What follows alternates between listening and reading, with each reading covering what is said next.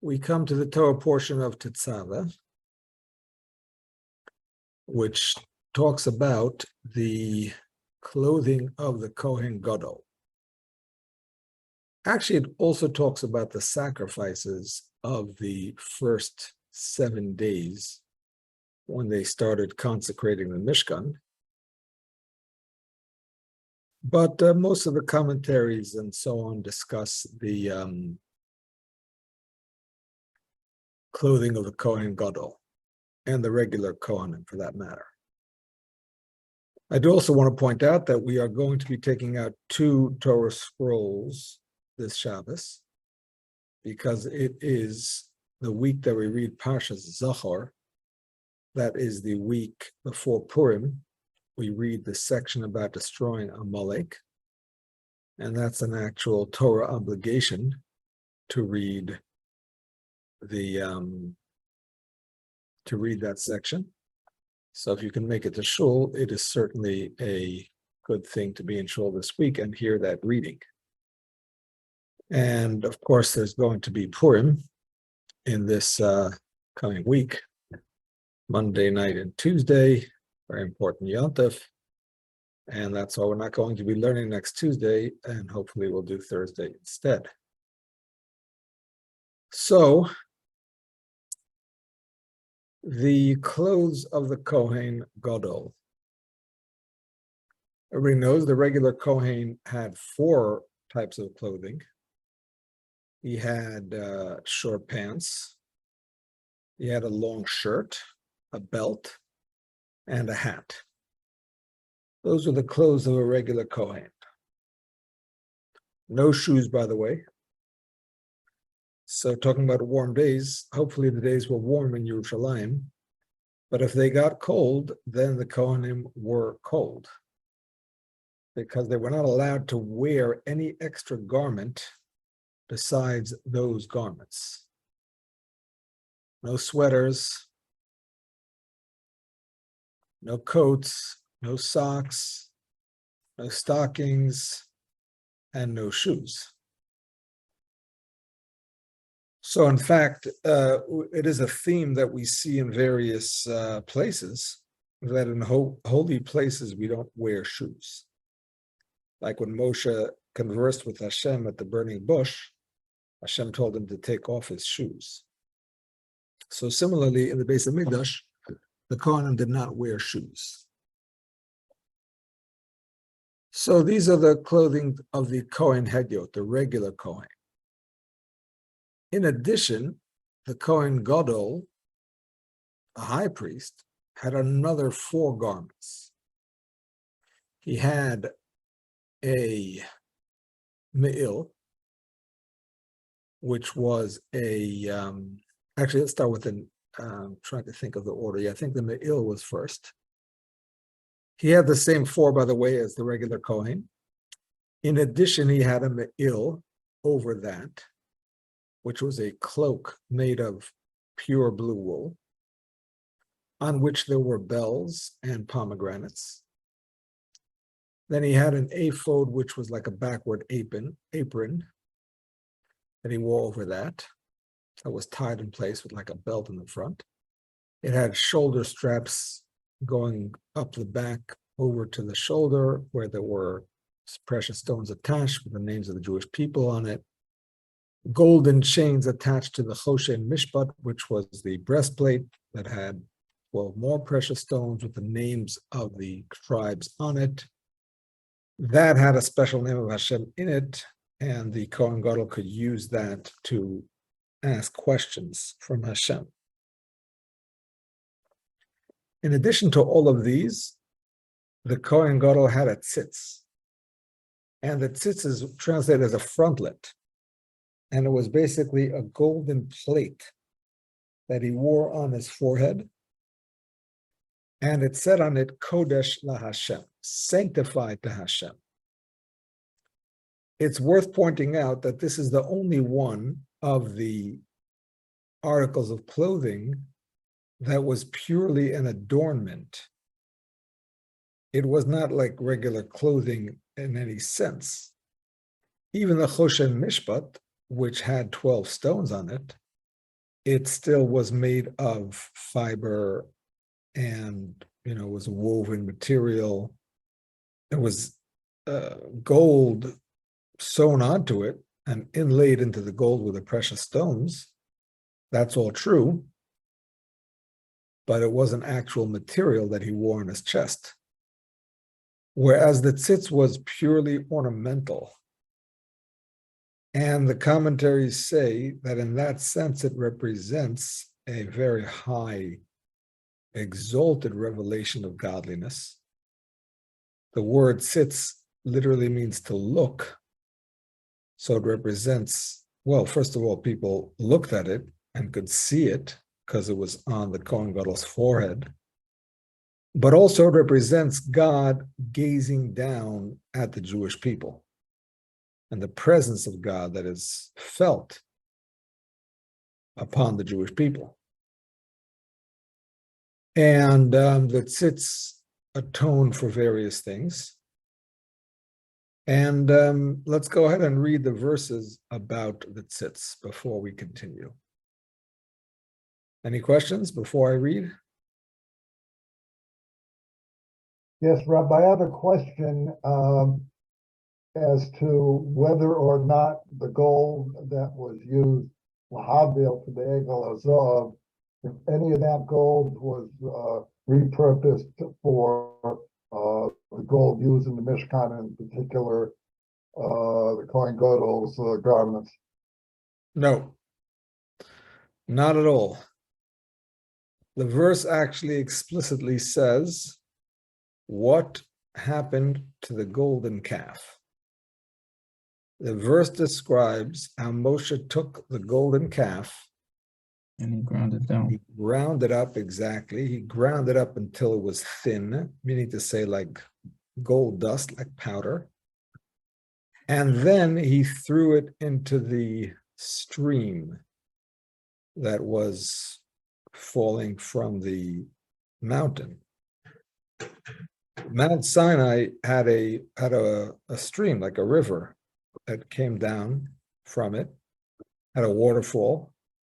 If you ever want to go mountain hunting and you want to find Mount Sinai, together with the other thousands of people that have looked for it, so you have to find a mountain that either had or has a waterfall, because that's something that's described. El hanachal hayoyed minahar, he scattered the gold dust into the water, into the waterway that came down from the mountain.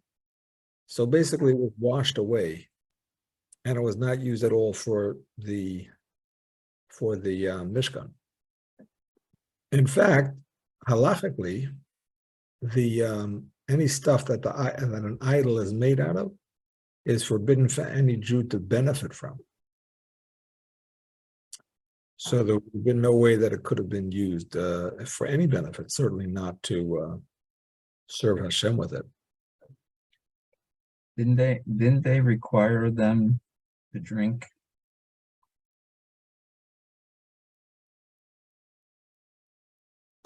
Actually, yeah. You know what? Let me look at the verse. See what the verse says. Give me a second. There's something about them having to drink something. Chapter 30. No. 33.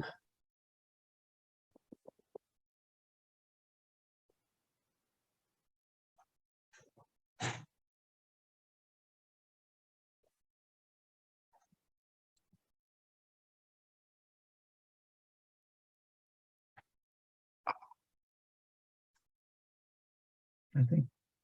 Yeah, here it is. Vayikach ha'egel asher asu vayisur ba'ish vayitchan ad asher dak. Vayizrael pnei hamayim v'yashk as b'nei Yisrael. He took the calf that they had made and burned it. He ground it to powder and strewed it upon the water, and so made the Israelites drink it. Yeah, that is correct. Okay, I take it back. So that verse about the waterfall is another verse. I'm getting mixed up. So he actually had them drink it. That's correct.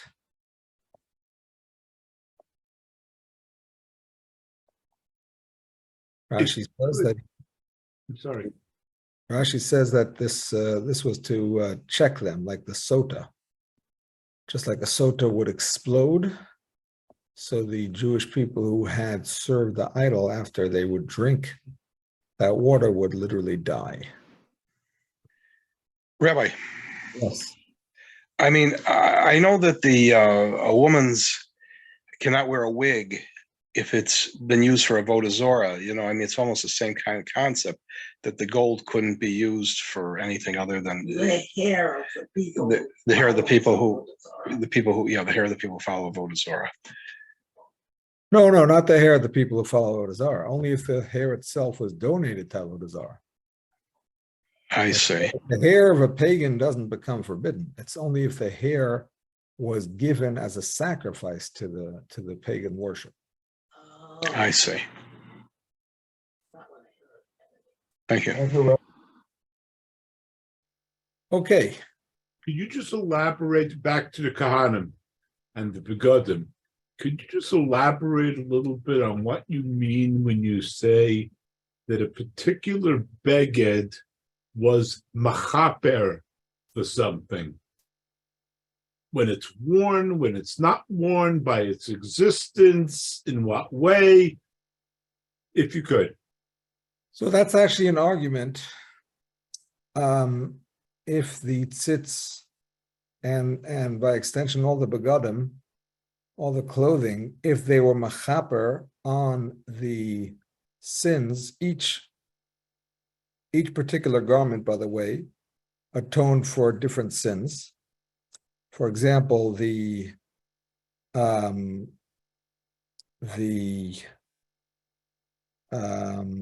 to remember which one was which, but one of them that was on the heart, there's actually two on the heart. There's the Choshen Mishpat, and then there's the belt. So one of them was atoning for idolatrous thoughts, and one of them for, lewd kind of thoughts. And depending on where on the body the clothing was, it would atone for a particular sin. Talk So about the Kayan Gadol's. the Kohen Gadol's, yeah. Uh-huh. So take, for example, the Me'il, which made a noise when he walked, that would atone for Lashon Hara. And obviously that's a noise.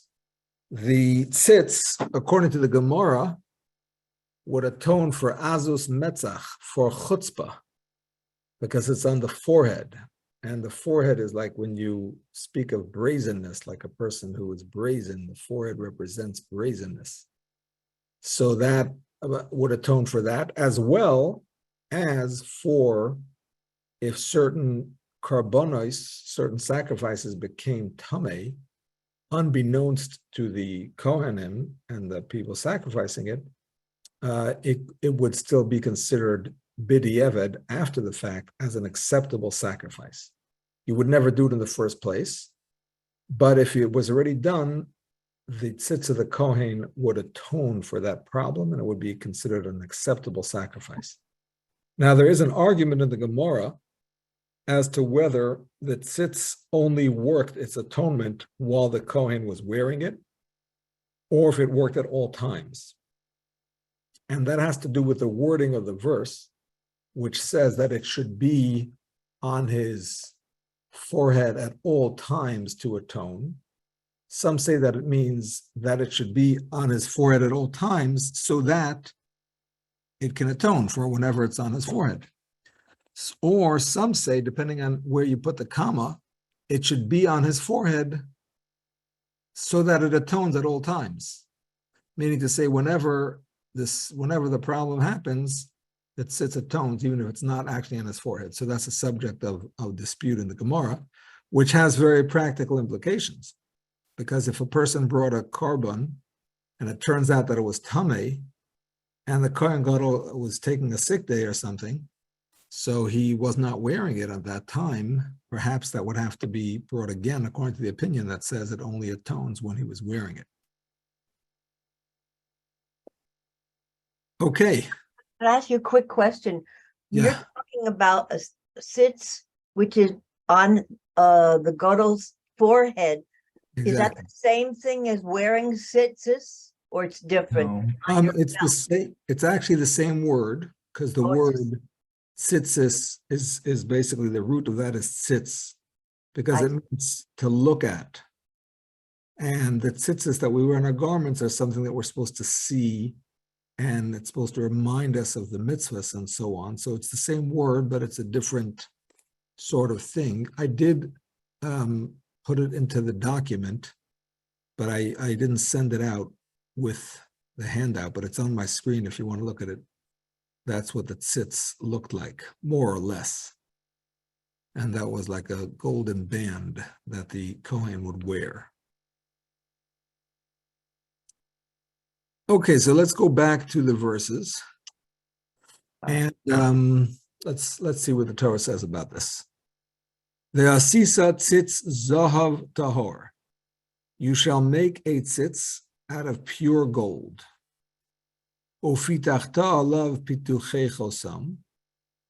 And you should engrave onto it the seal inscription, Kodesh LaHashem, holy to God. That is in quotation marks. That is what it should say on the tzitz, Kodesh LaHashem, holy unto God. Those are the words that you need to engrave. V'samto so al pasil techelas. You shall place it on a blue cord, v'haya ala mitznefes, and it should be on the hat. El mul pnei mitznefes yeh. It shall remain. He translates it as on the front of the mitznefes, which is the hat. So basically, there was the hat that he wore on his head, and the tzitz would be worn just beneath that.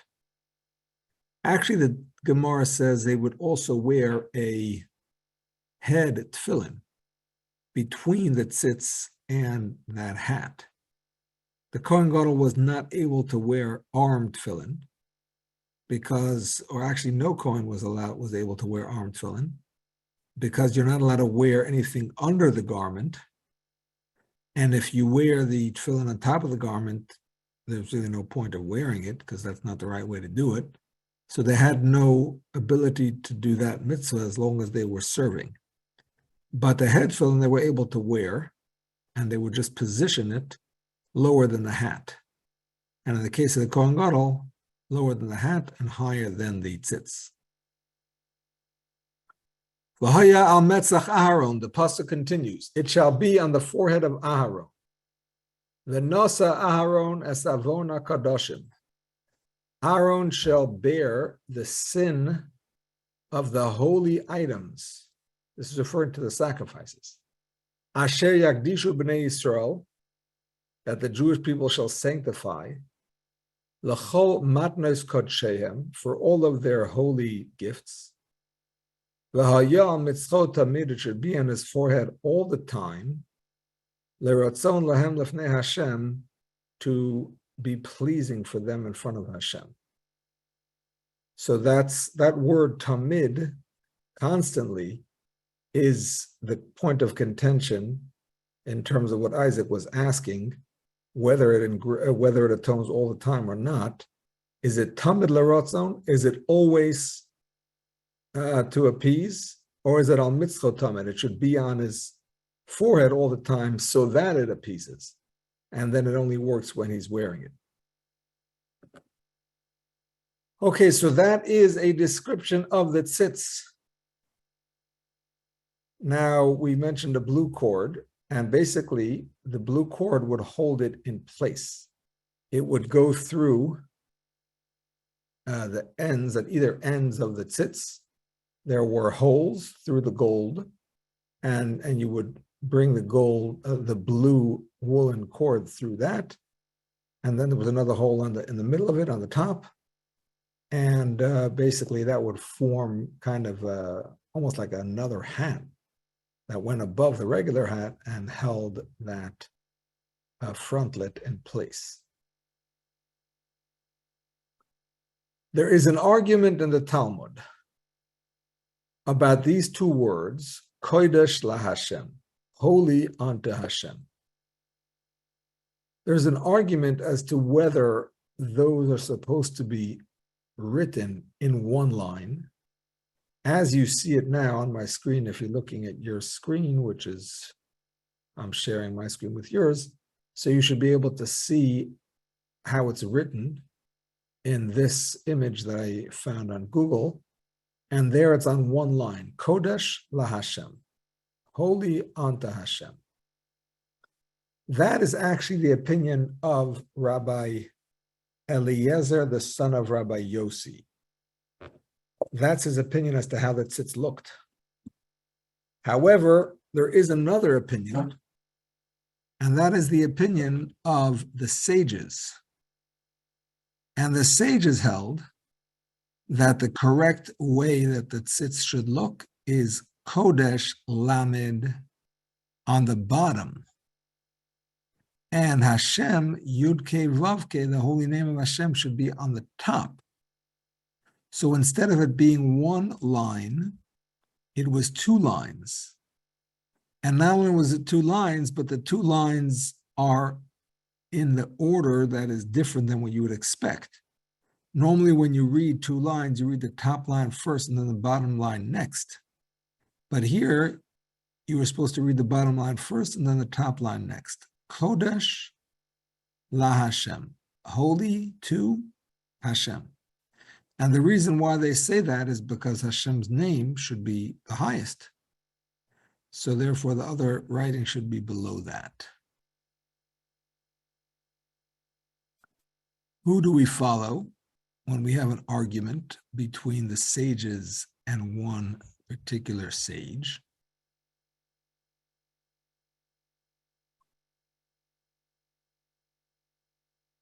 This is not a rhetorical question. Feel free to share your opinion. Majority.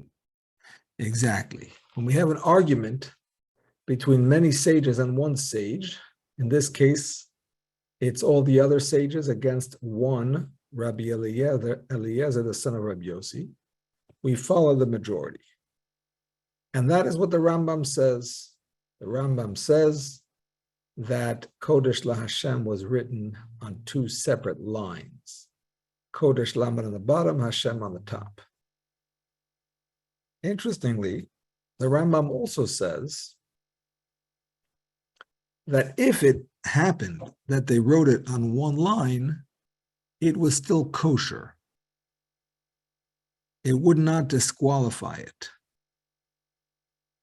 So he's presenting this argument between the sages and Rabbi Elazar and Rabbi Yossi as not an extreme argument where each one says that their opinion is the only possible opinion and anything else is incorrect, but rather their argument is about the preferred way of writing it, but the other opinion is also acceptable, even if it's not the preferred way.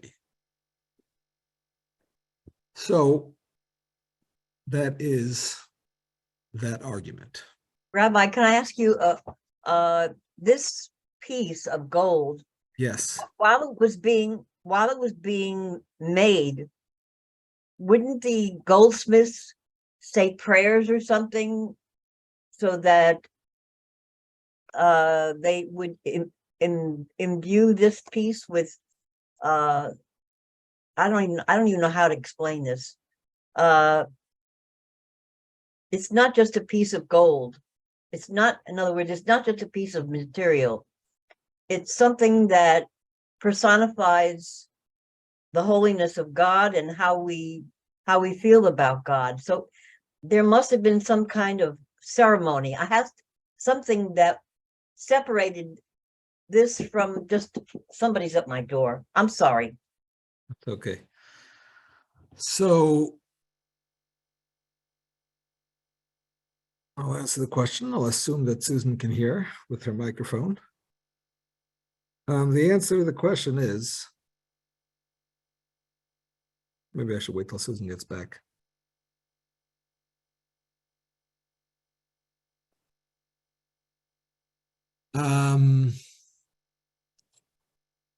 Okay, sorry. So the Talmud tells us the background of how Rabbi Eliezer, the son of Rabbi Yossi, got his opinion.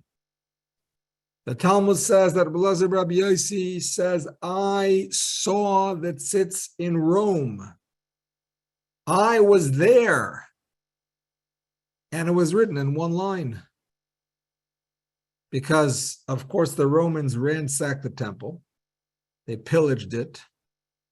They took all the loot and they put it into the parochas, which they tied up like one big sack. And they carried it back with them to Rome. And we know, of course, there was also the menorah that they took back, which was put into Titus's arch, as you can see right there. And therefore, Rabbi Eliezer says, I was in Rome, and I went to see it. We're going to see soon how he got to see it. And he saw that it was in one line. So how could he be wrong if he saw it? And this is actually a question on the sages. Obviously, they're not going to call Rabbi Eliezer, the son of Rabbi Yossi, a great sage. They're not suggesting that he's a liar. So how could he possibly be wrong if he says that he saw it? Excuse me for a second, Rabbi. Yes. Can you please expand what you just showed? And because I have it as small, and I would like to take a picture of it if I can. How about that? No, the bottom, That? the bottom one. He's talking about the other image right below that sits it. Not the breastplate. I mean, not the Right. headpiece. Right, The- below that too. Yes. That's- Hold on yeah. 1 second, Rabbi. You can do a I search thank on Google. You can do a search on Google and you can find it. Thank you. Titus's arch. Okay, so the just to answer your question, Susan, Thank you. sure. So it does say that Bezalel, who was the main architect of the Mishkan, knew all the secrets of the the different mystical meanings behind every part of the Mishkan that he made. And when he was making each particular aspect of the Mishkan, he was able to imbue the particular holiness of that aspect into it as he was making it. And that was what made him such a special architect, that he wasn't just an expert in metalwork or in carpentry or in architecture or trigonometry, all the other all the other information you had to have, and gemology and whatever else. But he was also a spiritual master, and he was able to put those deep mystical meanings into his work. I didn't see a particular thing about what he intended when he made the tzitz, but certainly he had holy intentions. It's beautiful.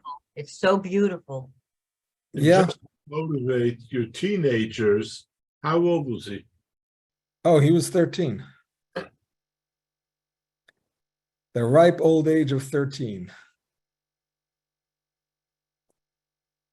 This is, by the way, this is an artist's rendition of the tzitz. This is obviously, not what it looked like Not necessarily. exactly, of course.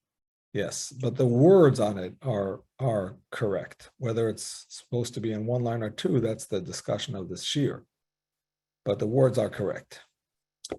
In any case, so it's interesting that the sages, not only do they dispute what Rabbi Eliezer said he saw with his own eyes, but we in fact rule in accordance with their opinion, according to the Rambam. So it's very unusual because, you can't really argue on facts. And why would we insist on our opinion, or the sages, I should say, insist on their opinion in light of a clear testimony of somebody who saw it with his own eyes? So it is possible that this is the basis of what the Rambam says, that even though you're supposed to write it in 2 lines, if you did write it in 1 line, it is still acceptable. And therefore the sages say that what Rebbe Elazar bar Rabbi Yossi saw when he was in Rome was kind of a, second best tzitz. And the Romans happened to get the second best tzitz, not the really top tier tzitz, which is still difficult to understand, because why would the Kohen Gadol at the time of the destruction be using a tzitz which was only second best? So that has to be discussed. Yes, Yisrael, go ahead, please.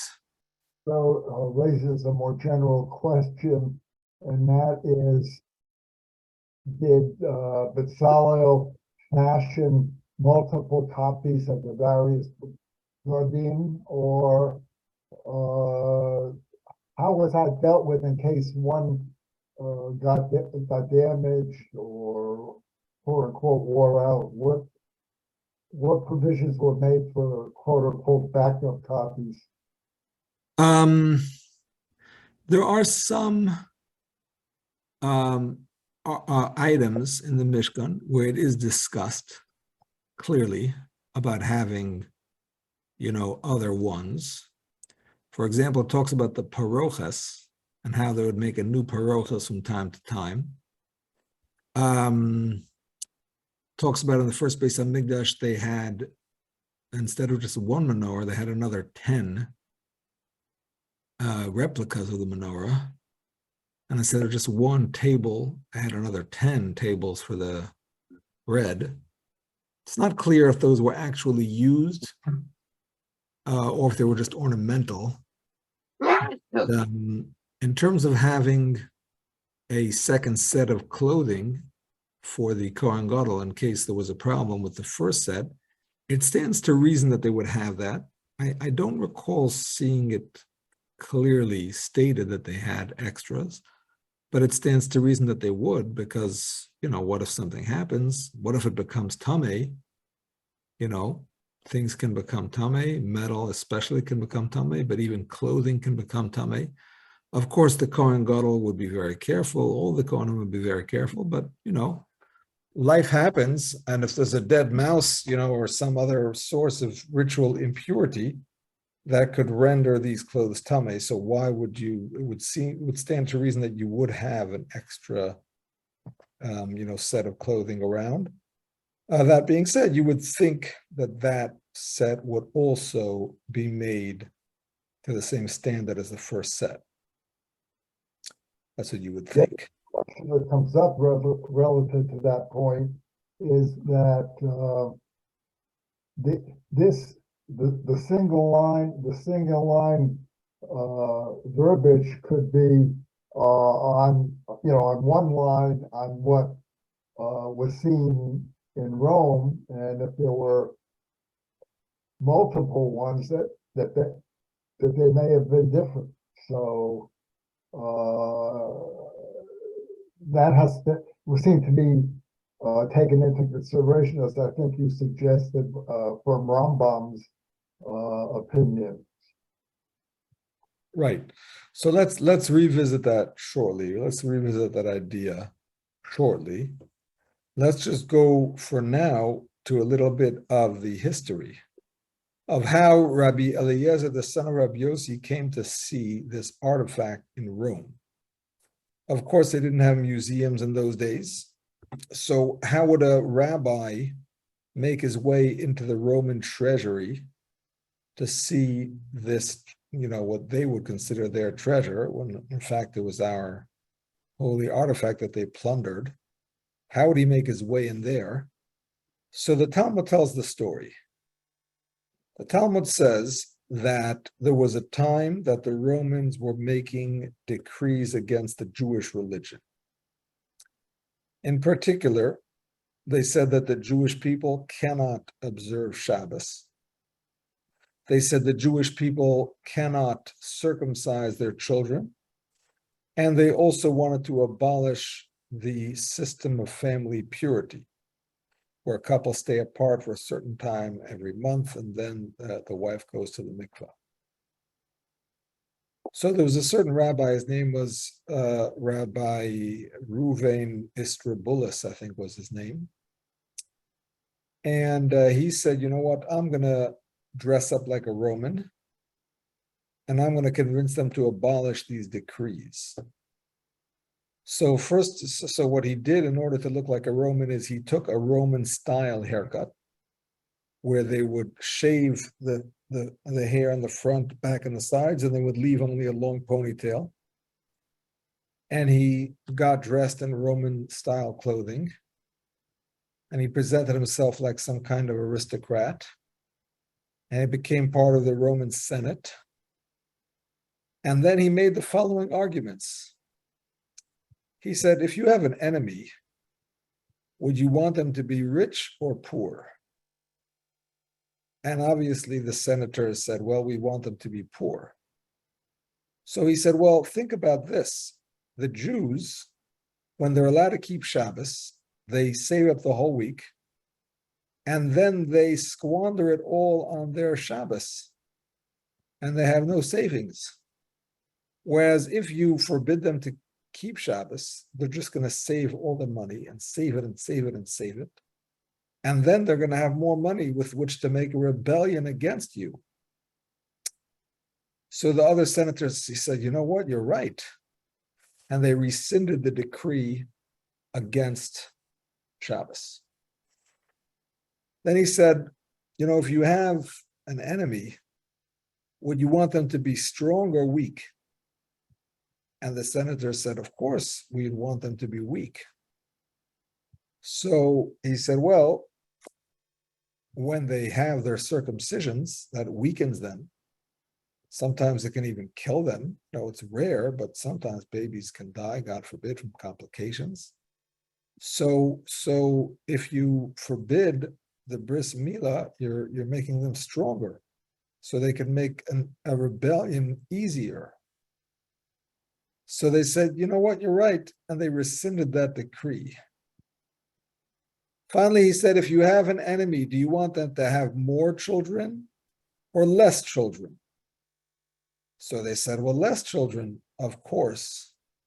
So he said, well, if you would let them follow the laws of family purity, then the couples will be apart for longer, and they'll have less opportunity to get pregnant, and you'll have less Jewish babies. So they said, you know what, you're right. And they rescinded the third decree. After all of that, the word leaked out that this rabbi was in fact a secret Jew. So when they realized that they had been duped, they put back all of those laws onto the books. So the Jews realized that they needed to work in a more, traditional method of abolishing the decrees. And they looked for some rabbis who could represent them and do some lobbying on their behalf. And they chose none other than Rabbi Shimon Bar Yochai. Rabbi Shimon Bar Yochai at one point had been public enemy number one of the Roman government. We know he had to hide in the cave for 12 years and then the 13th year and whatnot. But this was a new emperor, and he was no longer on their bad books, and they chose him. In terms of who would accompany him, so he suggested Rabbi Eliezer, the son of Rabbi Yossi.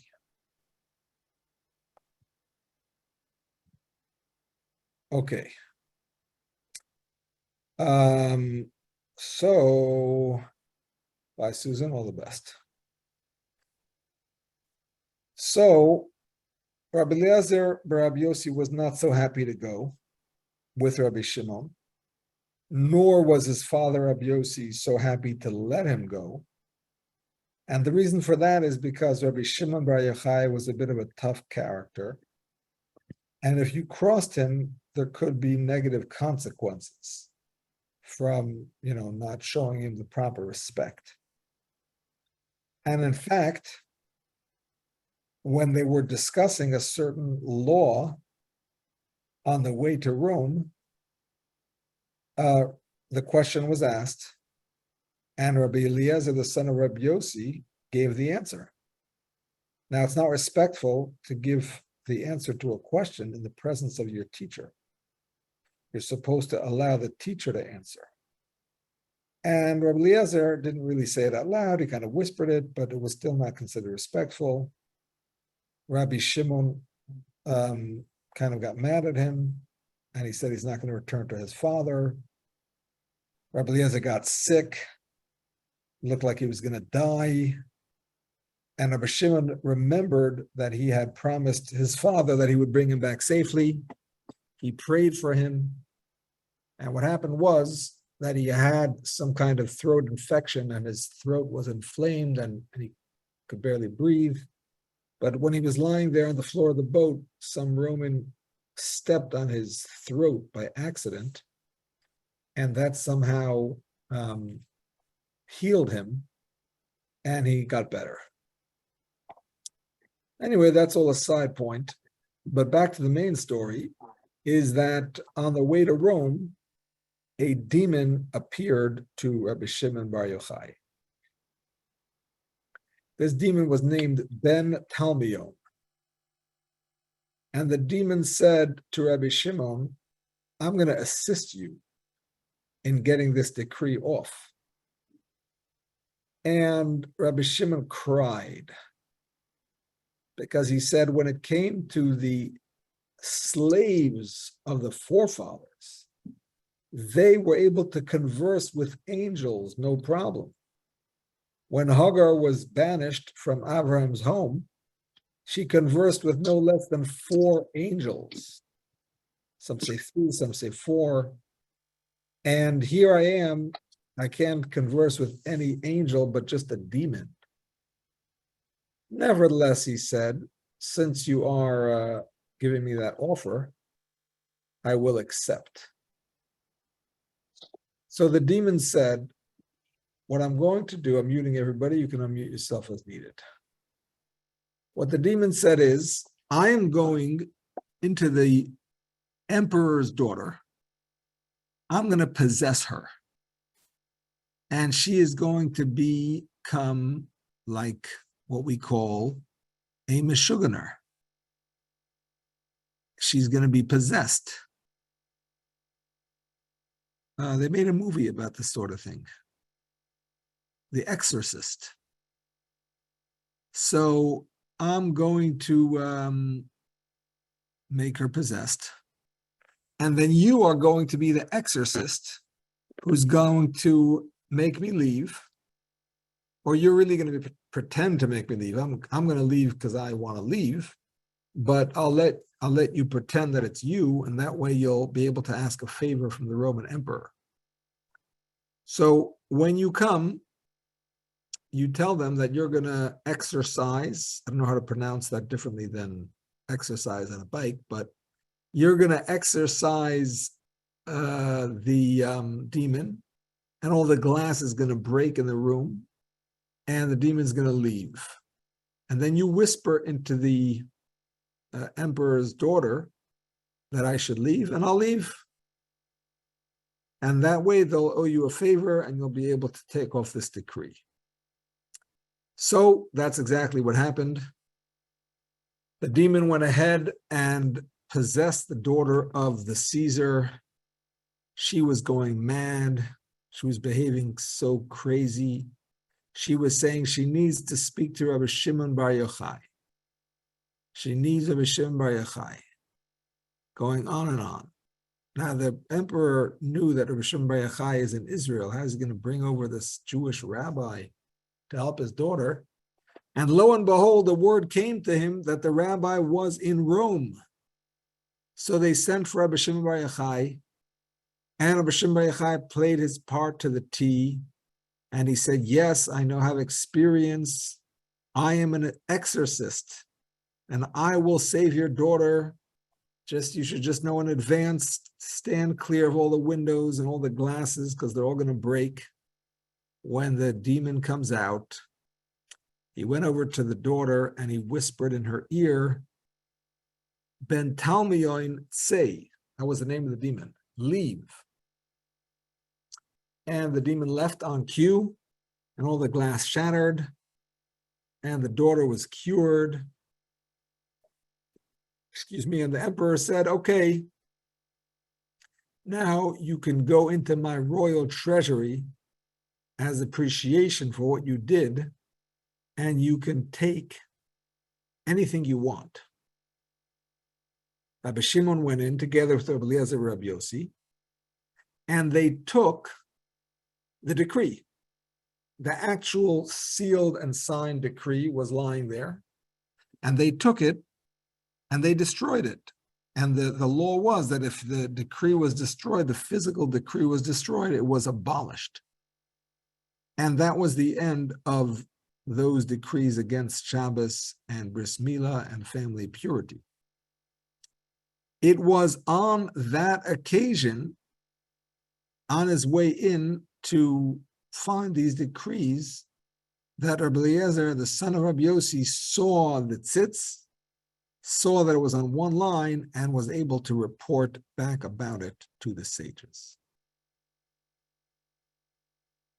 So this is all the background, but now we are still trying to understand how it worked, that the sages disputed his opinion, even though he had seen it with his own eyes. So the way the Lubavitcher Rebbe explains it, similar to what Yisrael was saying earlier, is that in those days, people would often make copycat versions of what they had in the Beis HaMikdash. And those versions were perhaps not exactly the same as what the Beis HaMikdash actually had. And they were never even used in the Beis HaMikdash perhaps at all. They were copies. And that's why they were not so precise, because they were not made by the temple artisans, so to speak, by the professionals who really knew what they were doing. They were rather made by amateurs who just liked the idea and the design and the fact that it looked so holy and special. And they would make it just like to have, like, you know, souvenirs for themselves and so on. Now, the Rambam says that it was an acceptable tzitz, even if it wasn't the preferred tzitz to be on one line, which would explain why the copycatters who wanted to make a tzitz might make it that way too. Meaning to say, if it was an absolutely unacceptable tzitz, they might not pretend to make a tzitz that way, because it was just totally not the right one. But if it was acceptable, even if it was not the best, and they're only making copycat tzitzes, so they might make that. And here's the punchline. When the Romans were entering the sanctuary, and the Kohanim realized that there was going to be a ransacking taking place and a looting taking place of these holy artifacts, it's possible that the Kohanim purposefully switched the original holy tzitz that was actually used by the Kohen Gadol, switched it out for a copycat version, which other people had made just to have. And that way they saved the actual holy tzitz, which had been worn by the Kohen Gadol on Yom Kippur and so on and so forth, and they saved it from being taken into captivity. The Rebbe says a similar thing about the menorah on the Arch of Titus, bearing in mind that the Rambam is of the opinion that the menorah was straight. Again, we're talking about the 7-branch menorah of the Beis HaMikdash as opposed to the 9-branch of menorah of Hanukkah. The Rambam says those branches were straight. He even drew a picture of it, which was printed in the Pirush Mishnayos in his commentary on the Mishnah, and in some versions of his Mishnah Torah, his book on Halacha, that illustration is found as well. Rashi also says that the menorah, the branches were ba'alachson. Alachson means a diagonal, not a half circle. In fact, the Hebrew for the arms of the menorah is konim, shiva konim. A kone is literally a tube or a reed, like the reeds that grow from the riverbank, which are, of course, straight tubes and not, kind of, half circle tubes. So this is all evidence that the menorah had straight branches. Yet we see with our eyes right here a picture of the Arch of Titus. Looks like they have some video cameras also videoing it. I'm not sure what those are about. So anyway, this seemed like a major contradiction to the Rambam's opinion. And in fact, throughout our history, many menorahs were made also with a half circle arms instead of the straight diagonal arms, perhaps based on the Arch of Titus. So how do we understand the Rambam's opinion in light of this clear historical evidence? So the Rebbe says a similar thing, that since the menorah was such a holy item, people made copycat versions of the menorah that were not exactly like the original menorah. And this was a copycat version, which perhaps was purposefully substituted by the Kohanim in the Beis Hamikdash at the time of the destruction, that they were able to somehow save the menorah itself and hide it in some chamber, and they left out the copycat version because they did not want the original to be stolen. Support for this can be drawn from the fact that in the Arch of Titus, you can see on the base of the menorah, it's not coming up here, let me make this picture bigger.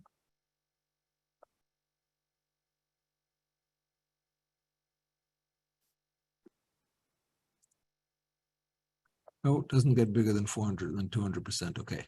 But if I were able to make this bigger, I would. And you would be able to see that on the base of the menorah,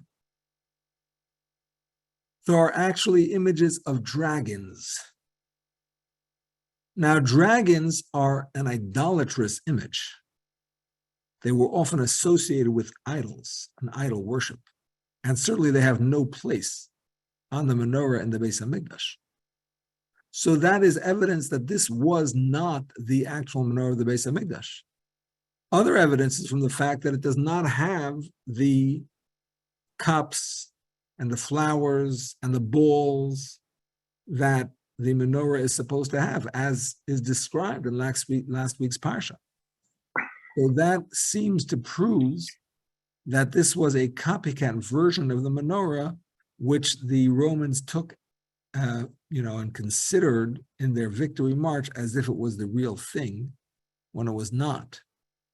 So this would explain why Rebbe Elazar bar Rabbi Yossi and the sages argued. He saw what he saw, and he obviously took that to mean that that's what it actually was. He had no reason to question that. But the sages, who had a tradition that it was supposed to be written on one line, they felt that that proof was not a proof because it could have been a copycat version, as we explained. Okay, time is short, so we should stop and take questions.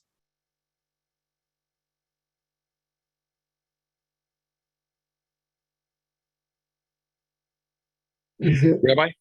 Yes. also to fashion what we believe to be copies of these Begadim after the Churban? One more time, I'm sorry, I didn't understand.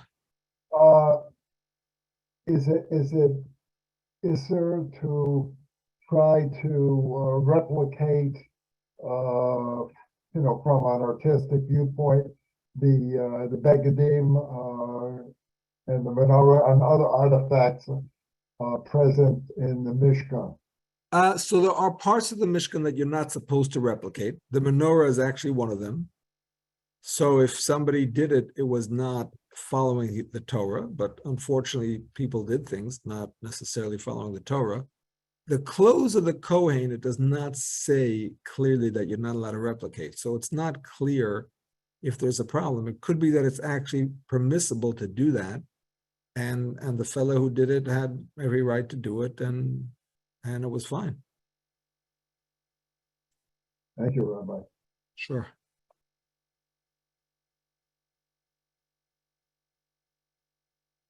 I want to.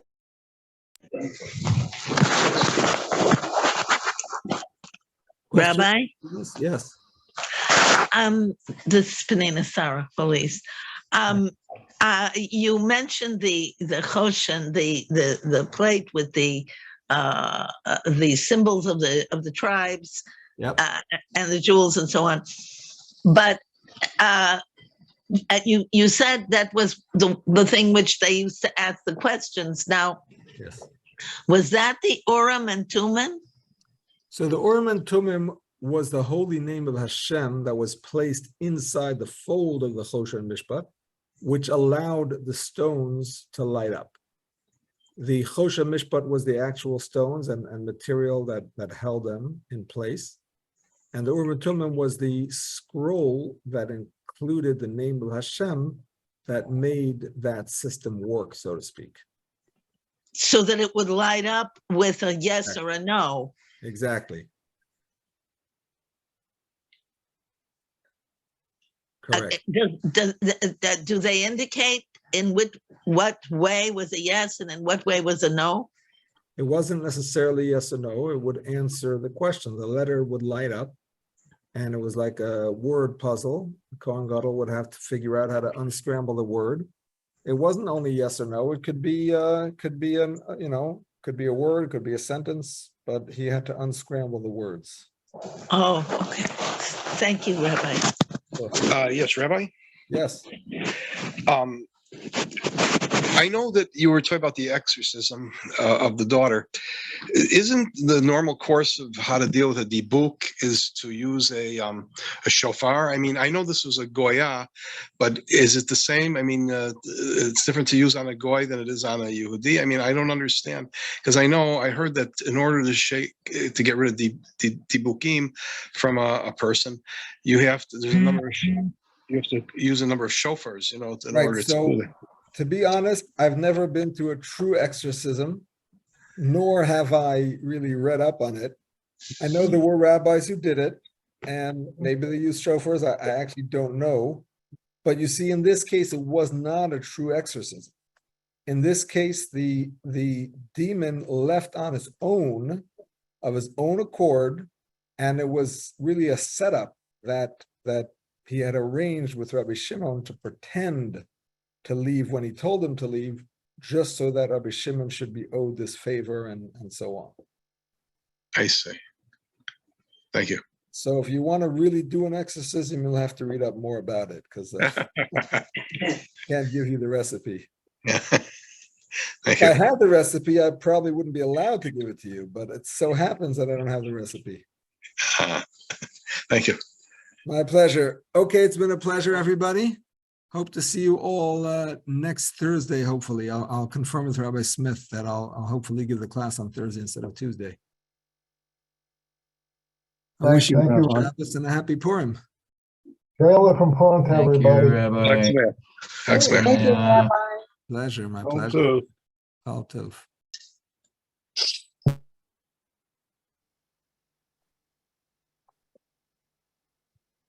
All the best, everybody.